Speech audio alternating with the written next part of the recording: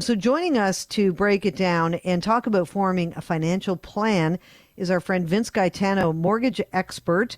He is, you've seen him on CB24's Hot Properties from Monster Mortgage.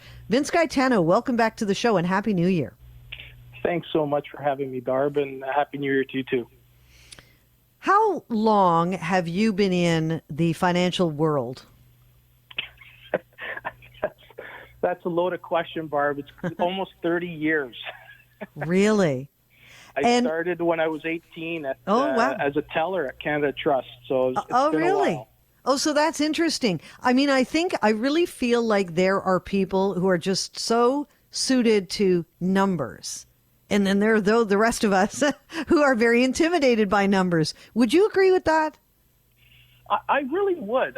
I really think that, in general, people just don't like dealing with numbers. They'd rather just hope it settles itself. And they really don't spend a lot of time working through budgets and plans and setting goals. And I really think it's so important today, especially when you're trying to achieve certain goals. I mentioned to our listeners, I've done this a couple of times before, and it is a very eye-opening and agonizing thing to do.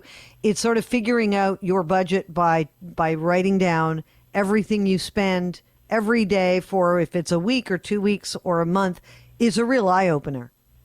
It is, and I really think it doesn't have to be that difficult. I think if people just put aside some time and they, try to collect some key pieces of documents that they do see and come across every month, I think it's quite easy to do. It's just you got to be a little bit patient.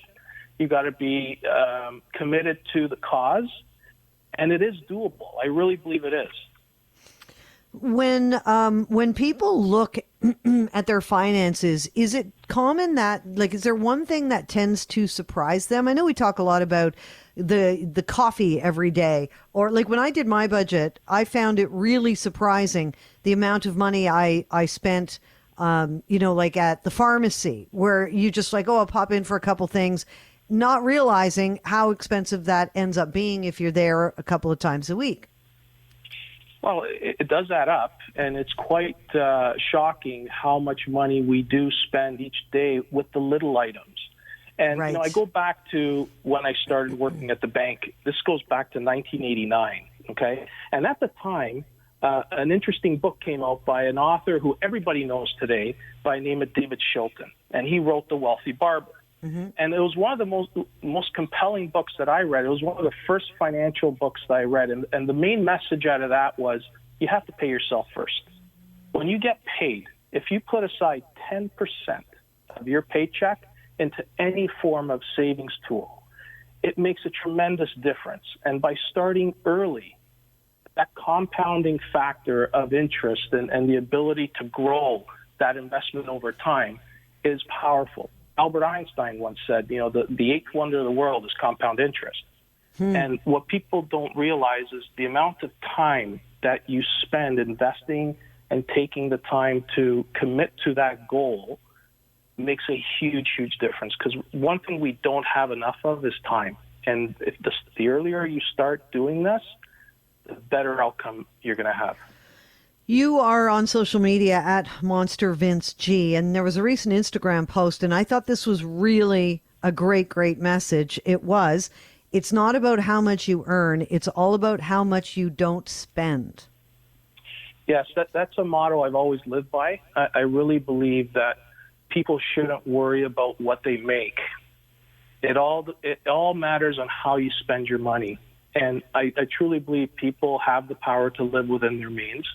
And if you put aside that little amount, regardless of what it is, over time it will add up to an emergency fund, allowing you to achieve the various goals that you're trying to get to.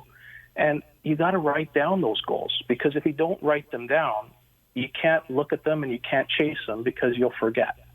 And it's so key to make sure you document, have defined goals, set a reasonable timeline, and don't worry about what you make.